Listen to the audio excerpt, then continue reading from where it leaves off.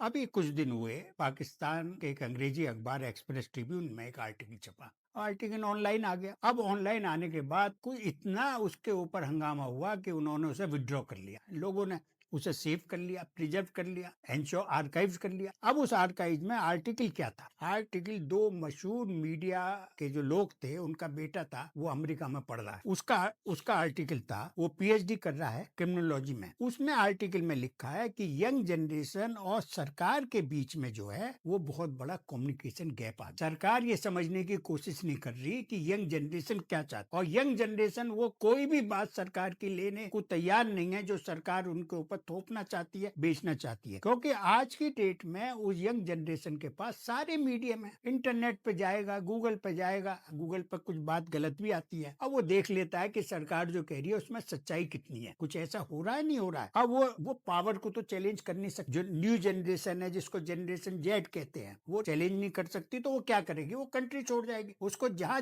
Facilities मिलेगी। अब ये आवागमन तो दुनिया में सभ्यता ही आवागमन से फैली है। हमारे यहाँ वीट इजिप्ट से आया है, गेहूं हमारा था ही नहीं। हमारे किसी भी धार्मिक अनुष्ठान में गेहूं का स्थान ही नहीं है, वहां तो जौ और राइस रखा जाता है। इसी तरह जानवर भी माइग्रेट करे, आदमियों ने भी माइग्रेट करा। आर्यन की थ्योरी है कि भाई हम लोग यूरोप से आए, आर्यन ये आए नहीं आए क्या? तो इसी तरह यंग जनरेशन की तरफ को हमें सोचना चाहिए कि वो हमसे क्या चाहती है।